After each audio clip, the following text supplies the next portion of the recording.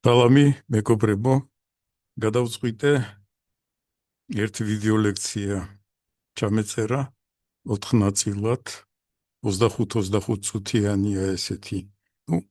ერთი აკადემიური ლექცია 50 წუთიანი ესეთი ორი მსხვილი ნაწილი. შევეხები განათლების და მეცნიერების პრობლემებს. დგას ეს საკითხი და მინდა რომ ამაზე გიპასუხოთ თქვენ და საზოგადოებას. იმდენად რთულად, თუ არ ვიტყვი, ცუდად არის საქმე, რომ პრემიერ-მინისტრიც კი საუბრობს ამაზე უკვე ღიად, რომ გვაქვს აი ეს პრობლემები. დაახლოებით იმ დროს, როდესაც პირველი დოკუმენტი, კონცეპტუალური დოკუმენტები გაჩნდა, ეხებოდა საშუალო განათლებას, მეორე უმაღლეს განათლებას და მეცნიერებას და დაახლოებით იმ დროს გადავწყვიტე, რომ აი ახლა უნდა დავიწყო საქმიანობა იმ დაგროვებული გამოცდილებით, რაც მე მქონდა, რომ არგუმენტირებულად გავცე პასუხი აი ამ გამოწვევებს და ამოცანებს.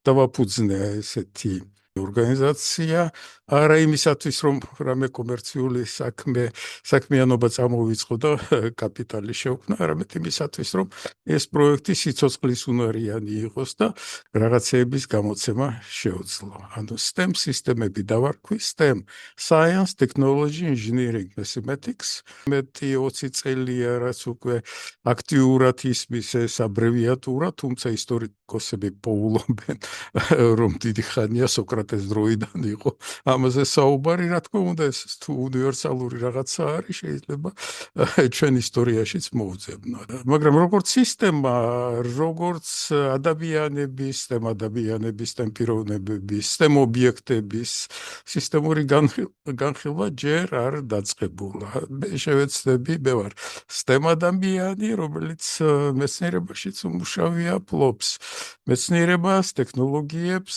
ინჟინერიას და მათემატიკას, მექანიკა-მათემატიკის ფაკულტეტი დავასრულე და მაქვს საკმარისი გამოცდილება, რომ აი ამ საგანზე ვისაუბრო და თქვენს მოგაწოდოთ სასარგებლო ინფორმაცია. ეს არის ჩემი რეკვიზიტები, ჩემი ორგანიზაციის და მისაწვდომი ვარ, მიუხედავად იმისა, რომ ვიდეო, რომელსაც თქვენ ნახავთ, არის ციფრული და თანამედროვე სტანდარტებს არ მიყვარს ეს სიტყვა, იმიტომ რომ სტანდარტებზე როდესაც არის საუბარი განათლებაში და მეცნიერებაში უნდა გამოვრიცხოთ ეს ყველაფერი მოთხოვნებზე. მაღალ სტანდარტებზე კი არა, მაღალ მოთხოვნებზე უნდა ვილაპარაკოთ. STEM სისტემების მიზანი არის გარკვეული პლატფორმიდან განმავითარებელი ინფორმაციის გავრცელება, ანუ ინფორმაციული გზავნილები. განმავითარებელი ინფორმაციული გზავნილი თუ მოხდა ადამიანის თვალში, შეიძლება დაიწყოს უკვე მისი ტრანსფორმირება თუ მოხდება მის თავში. იწყება გარდაქმნა.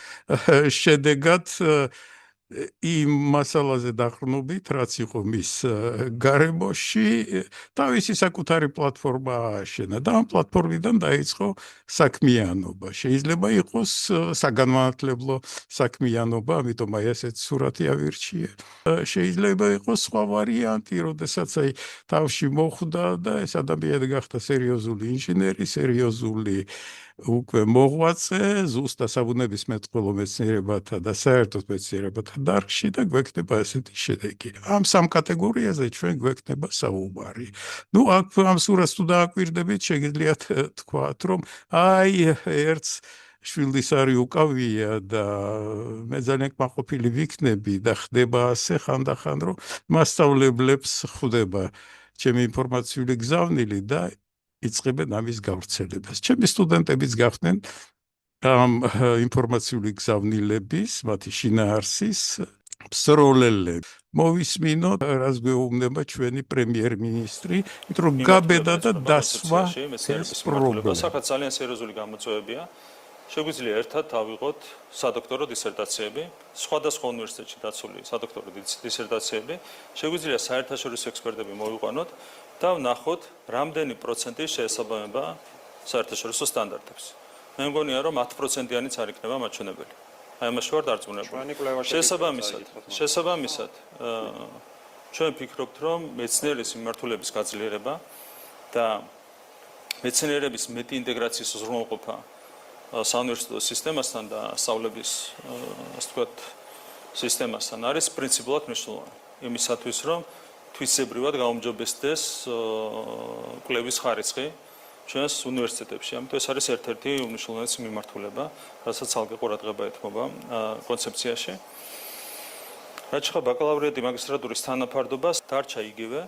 რაც შეეხება კონკრეტულ მიმართულებებს, არსებითად გათვალისწინებული იქნა ამ სამართლებრივი აქტის მომზადების დროს ის თანაფარდობები, რომლებიც მანამდე იყო, თუ სადმე რაიმე შეიცვალა, ან თუ სადმე რამე ხარვეს ხედავთ, აქაც ზად ვართ, რომ სათითაოდ განვიხილოთ და გავასწოროთ. დიდი მადლობა. სამონტყოფა და ტემპერატურა, ხო?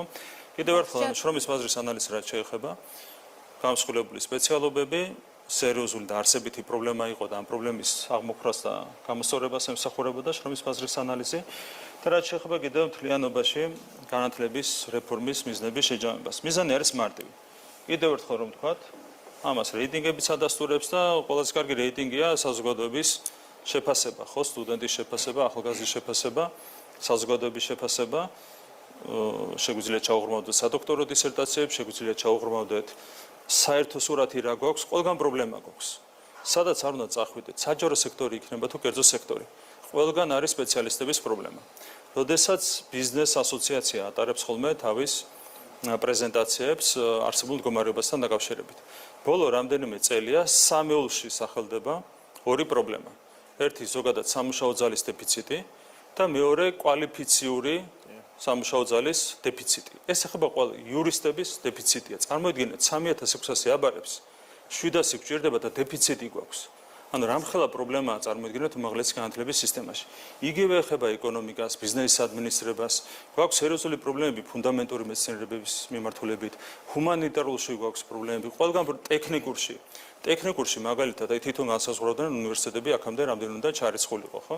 და სხვა პრობლემებიც იყო დაკავშირებული იმასთან, რომ კადრების დეფიციტი გვაქვს. რო აიღოთ თანაფარდობა, ჩვენთან არის ალბათ 10% ტექნიკური მიმართულებებით ჩარიცხული სტუდენტების რაოდენობა. რო ნახოთ სხვა ქვეყნები, განვითარებული ქვეყნები, არის 30% დაახლოებით ეს მაჩვენებელი რამდენიმე ქვეყნის მაგალითი ნახე ყოველ შემთხვევაში. ხო, აქაც რა იყო? ნახეთ მაგალითად ტექნიკური უნივერსიტეტი, ღიად ვესაუბრეთ ამასთან დაკავშირებით ტექნიკური უნივერსიტეტის ხელმძღვანელობას.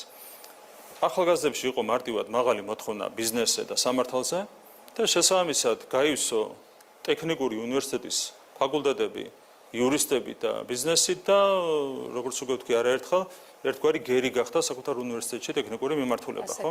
ამიტომ ჩვენ რა გვინდა? მოთხოვნა არის მშენებლებზე, მოთხოვნა არის ინჟინრებზე, ყველა სხვა მიმართულებასთან ერთად როგორც არის ფუნდამენტურში მოთხოვნა, ყველგან არის სპეციალისტების დეფიციტი. სამართალი, ბიზნესი, ფიზიკა, ქიმია, ყველგან მასწავლებლები, ყველგან დეფიციტია. ყველგან არის სერიოზული პრობლემა. საკადრო შიმშილია ჩვენს ქვეყანაში მიუხედავად იმისა, რომ გამოშვების მაჩვენებელი დაბალი არ არის. ამიტომ აქედან ჩანს რამდენად გარდამტეხი ცვლილებები ჭირდება ჩვენთან განათლების სისტემას. და ჩვენ წარვადგენთ ამის კონცეფცია 7 გამოწვევა, 7 ამოცანა და ჩვენი თხოვნა ყველას მიმართ. არა მარტო იმ ადამიანების მიმართ, რომლებიც დღეს აქ არიან წარმოდგენილი და მადლობა ყველას, ვინც არგუმენტებით ისაუბრა კონკრეტულ შემთხვევებში. მთლიანად საზოგადოებას გვინდა მიმართოთ. ჩვენ განსაზღვრეთ 7 გამოწვევა, 7 ამოცანა. არავინ არ არის შეუმცდელი, იქნებ ვწდებით. იქნებ 7 გამოწვევიდან ერთი არის არასწორი, მეორე, მესამე, 7-ვე, იქნებ 7-ვე არასწორია, მაგრამ არგუმენტები გითხარით. თქვენი ალტერნატივა გითხარით. 7 ამოცანა. იქნებ არასწორია, თქვენი არგუმენტი, თქვენი ალტერნატივა გითხარით. ეს არის ჩვენი თხოვნა, მეტი კი არაფერი, მაგრამ ერთი თვე შეჯამების ერთი თვე ისე გავიდა, რომ არც ერთ პუნქტთან დაკავშირებით, არც გამოწვევების ნაწილში, არც ამოცანების ნაწილში არგუმენტები არ გვესმოდა. არც ერთი მიმართულებით არ გვესმოდა არგუმენტები. მოდით ახლა ჩემზე, ვინც არ მიცნობს, მცირე ინფორმაცია 74 წლიდან ვარ მეცნიერებაში, დღესაც ვაგრძელებ მუშაობას, ვახერხებ ამას უკვე ამ ორგანიზაციის ფარგლებში. წლების განმავლობაში ჯავახიშვილის უნივერსიტეტში ვმუშაობდი. ტექნიკური მიმართულება იყო დაფუძნებული საკმაოდ სერიოზული კომპანიის მიერ ჯავახიშვილის უნივერსიტეტში, მთელი მიმართულება, საინჟინრო მიმართულება, სათავეებთან ვიდექი, პროგრამაც კი ჩამოვაყალიბე. კიდევ აი წლების განმავლობაში აქ ალბათ გაგიკვირდებათ, რომ 2016 წლიდან 3 წლამდე უკვე ფსიქოლოგიის დარგში კითხულობდი პარალელურად ლექციებს და 21 წლიდან 4 წლის განმავლობაში კიდევ ფსიქოლოგიის პროგრამაში რამდენიმე კურსს კითხულობდი. ანუ ზოგიერთი თქვენთაგანი იტყვის რა შვაშია ფსიქოლოგია, რა შვაში ტექნიკა, რა შვაშია ჰუმანიტარული, მაგრამ ზუსტად იმ შვაშია და აქედან მოდის პრობლემები, როდესაც ჩვენ აი ეს საკითხები და აი ამ ორი დარგის ურთიერთობა ვავიწყდებ. საუნივერსიტეტო წლებიდან ერთიც მაინტერესებდა, მეორეს მაინტერესებდა და აღმოჩნდა, როდესაც აი ამ საინჟინრო სპეციალობის დაფუძნებაზე, გამართვაზე ვმუშაობდი, ზუსტად სწავლასწავლებელი ფსიქოლოგიის ელემენტები ძალიან დამჭირდა, მზად ვიყავი ამაში, იქამდე მეცნიერთა ქცევას ვსწავლობდი, ინტელექტის ასე ვთქვათ გამართვას და მის თავისებურებებს სამეცნიერო საქმიანობაში და ეს ყველაფერი ძალიან გამომადგა. აღმოჩნდა, რომ მე გაუსწარი მოვლენებს, აი ნახეთ 2010 წელს გამოვიდა ამერიკის ფსიქოლოგთა ასოციაციის სერიოზული გამომწვევი დოკუმენტი, ანუ სახელწოდებით ფსიქოლოგია, როგორც მეცნიერების, ტექნოლოგიის, ინჟინერიის და მათემატიკის ძირითადი დისციპლინა. 2010 წელს მხოლოდ, ხო? აი გასული პერიოდის განმავლობაში არავითარი პასუხი ფსიქოლოგების მხრიდან ამას არ ჰქონდა, მაგრამ მე რასაც ვაკეთებდი და ამიტომაც დავიწყე ზუსტად მუშაობა ფსიქოლოგებთან, კოლეგებს ესმოდათ ამის მნიშვნელობა. ანუ ხიდების აგება STEM დისციპლინებს შორის, Science, Technology, Engineering, Mathematics, როგორც სისტემა და ფსიქოლოგიას შორის. 2018 წლიდან აი ესეთ თემაზე მიმყავდა სემინარები, კოლეგებს ხვდებოდი კვლევით ინსტიტუტებიდან, ანუ თვითორგანიზებადი კრიტიკულობა, იერარქია, რისკი და კატასტროფები ინტელექტუალურ სისტემებში. ანუ ის ცოდნა, რასაც ვფლობდი, აძლევდა საშუალებას, რომ მე წინ გავიხედო, ანუ გარკვეული პროგნოზირების საშუალებები მქონდა, ვსწავლობდი მდგომარეობას საერთოდ განათლების, აი აქ აი ამ სურათზე მსოფლიო განათლების სისტემა არის წარმოდგენილი, დონეები საერთოდ. სამეცნიერო საქმიანობა საუნივერსიტეტო გარემოში. აი ესეთი კრებსითი დიაგრამა არის, სადაც ეს ყველაფერი ჩანს. 2018 წლიდან. რაზმაძის მათემატიკის ინსტიტუტში, ტექნიკურ უნივერსიტეტში, ჯავახიშვილის უნივერსიტეტში და ვაკვირდებოდი რეაქციას. გარკვეული პერიოდის შემდეგ დავინახე, რომ ამაზე არის რეაგირება, აი უკვე 4 წელია ვხედავ, რომ უკვე ამ პრობლემის გააზრება დაიწყო. სემინარის თემატიკა, საკვანძო სიტყვები აქ არის გამოყოფილი, თვითორგანიზებადი სისტემა, ანუ განათლება თვითორგანიზებადი სისტემა არის. იმისათვის, რომ არგუმენტირებული პასუხი გავცეთ ჩვენ პრემიერ-მინისტრს, რომელმაც გაბედა ამაზე საუბარი, მაშინ გარკვეული შეთანხმება უნდა იყოს. ენას უნდა ვფლობდეს ორივე მხარე. შევათანხმოთ რაღაც ცნებები. ნუ პირველი, რაც ჩვენ დაგჭირდება ამისათვის, თითქოს მიჩვეული ვარ. ნუ შემიძლია ვთქვა, რომ 2000 წლიდან 2025 წლამდე არის პერიოდი, როდესაც განათლება და მეცნიერება კრიზისშია, კრიზის განიცდის ყველგან. ანუ ჩვენ შეგვეხო, გარდა იმისა, რომ ჩვენთან რთულად იყო საქმე, ჩვენ შეგვეხო გაცილებით მძიმედ, ანუ ყველგან დადგა ეს პრობლემა და ორი აი ასეთი ფაქტორია გამოყოფილი, ერთი ელექტრონული გარემო, ციფრული გარემო და მეორე ოჯახი, სადაც იზრდება ბავშვი, სადაც ჩდება ბავშვი და ორი აი ესეთი ფაქტორი. ანუ სოციალური თვითორგანიზების მიმდინარე მოვლენები და პრობლემები, აი ესეთნაირად უნდა განვიხილოთ. ამ დროის მონაკვეთში თუ ჩვენ რაღაც ფაქტების გაანალიზება დავიწყეთ, იმისათვის რომ მომავლის პროგნოზირება შევძლოთ, ჩვენ რა გველოდება წინ, თუ არაფერი არ შევცვალეთ, რა მოხდება მაშინ. ნუ ამას ქვია მომავალზე პროექცირების მიდგომა და იქნებ რაღაც ისეთი შეცდომებია დაშვებული, რაც წარსულში იყო 2000 წლამდე, რამდენად შორს უნდა მივემგზავროთ ჩვენს წარსულში ამ პრობლემის გადასაწყვეტ. კიდევ სამი ასეთი ცნება, რომელიც ჩვენ დაგჭირდება, აი აქ ხედავთ, აი ესეც მოვნიშნეთ, დროის მონაკვეთი. ანუ ეს მონაკვეთი საკმარისია იმისათვის, რომ პრობლემა გადავწყვიტოთ, პრობლემა ამოხსნათ და მომავალის დაგეგმარება დავიწყოთ. არის თუ არა საკმარისი. სიცოცხლის ხანგრძლივობა, სისტემური ელემენტების თუ გვაქვს სისტემა, ამასაც მივადგებით ჩვენ, დავაზუსტებთ ამას ყველაფერს და დროის მუდმივ, ანუ რა სიჩქარით შეგვიძლია და რა სიჩქარით უნდა ვაკეთოთ, რა ოპტიმალური სიჩქარით უნდა შევძლოთ ჩვენ საერთოდ რეფორმირება, მოძრაობა, პროგნოზირება და ასე შემდეგ. ანუ ყველაფერს აქვს თავისი დროის მუდმივა, რომელიც ზღუდავს ამ სიჩქარეს. შევხედოთ წარსულს ძალიან ზოგადად, აი საიდან უნდა დავიწყოთ ჩვენ იმ დროიდან, თუ ჩვენი წარსული გვჭირდება, იმ დროიდან უნდა დავიწყოთ ჩვენ, როდესაც ვიყავით, ასე ვთქვათ, პირველყოფილი ადამიანები, რა ეტაპი გავიარეთ, რა მოვლენები ცვლიდნენ ჩვენი ცივილიზაციის სახეს. იყო პროგრესი და იქნებ იყო შეცდომები, რომლებიც აი დღესაც ჩვენ გვაწუხებენ და დღესაც გვაქვს პრობლემა იმასთან დაკავშირებით, რომ წარსულში იყო დაშვებული რაღაც შეცდომები. დღეს ციფრული ტექნოლოგიები და ეს ყველაფერი აღქმულია როგორც რევოლუცია. დამიჯერეთ ევოლუცია არის. ამის საწყისები, რომელიც დღეს არის რეალიზებული ინჟინერიაში და ტექნოლოგიაში, 1856 წელს დაიწყო.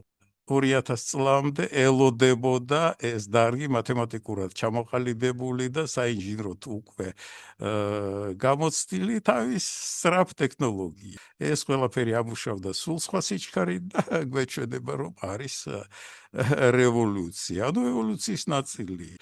ხელოვნური ინტელექტი შეიქმნა, ეგრეთ წოდებული ხელოვნური ინტელექტი, სინამდვილეში სულ სხვა რაღაცა არის, აქაც შექმნილი აჟიოტაჟი და დღეს განათლებას და მეცნიერებას ზუსტად ეს ემუქრება.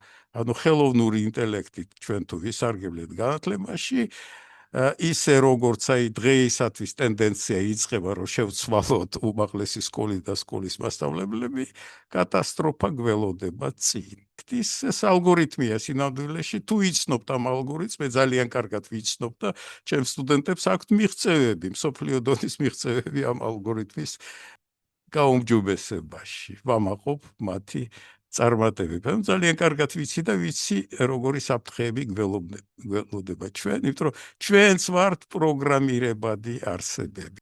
რობოტები გავხდებით, ბიორობოტები გავხდებით.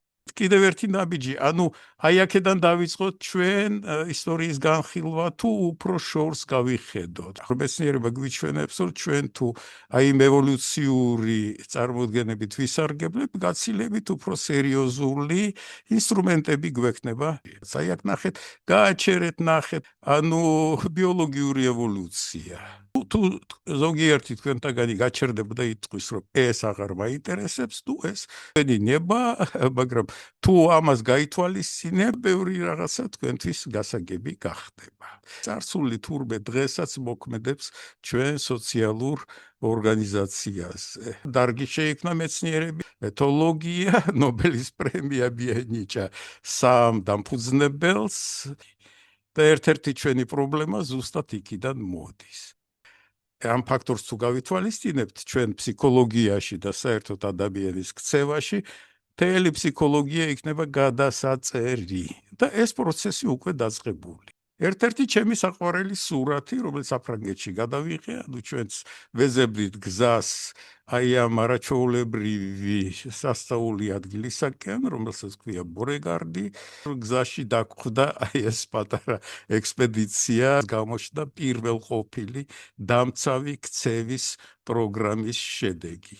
დააკვირდით კარგად.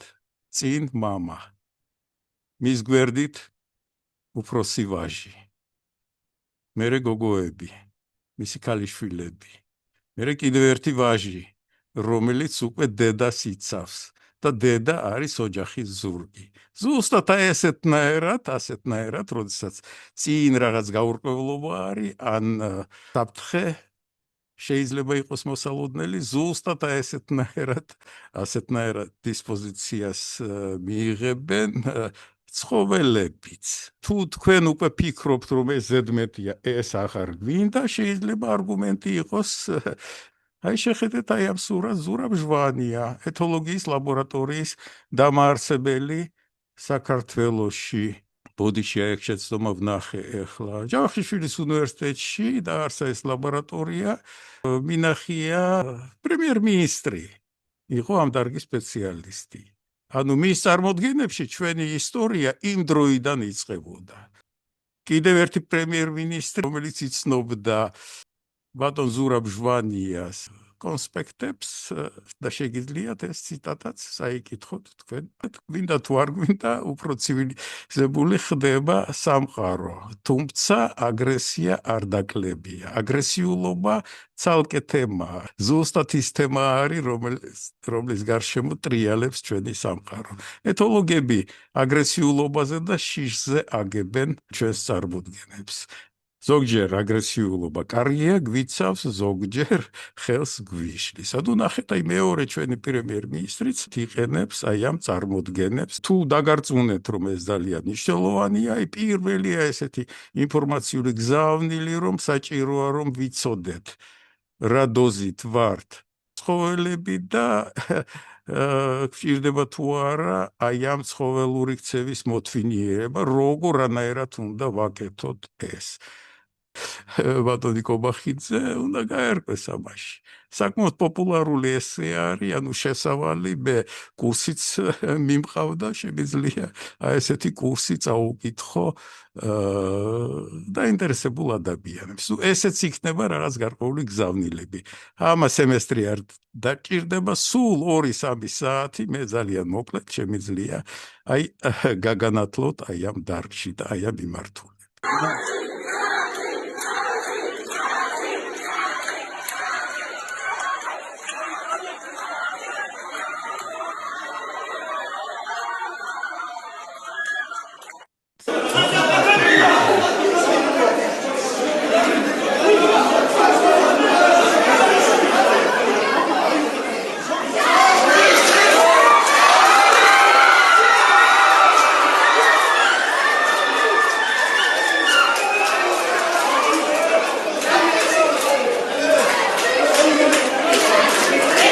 ეთოლოგებისათვის ეს არის ოქროს საბადო, აი ასეთი სცენები.